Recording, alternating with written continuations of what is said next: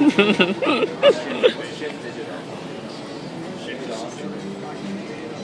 said 45 seconds.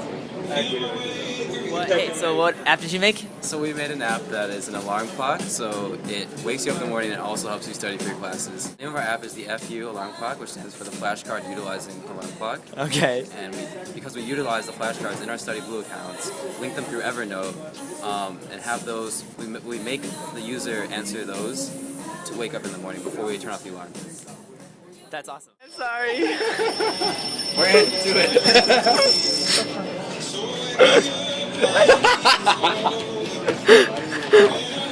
Wait, you might still start doing that.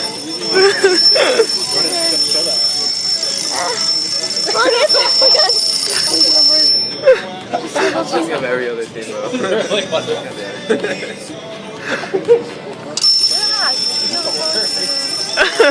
Yeah.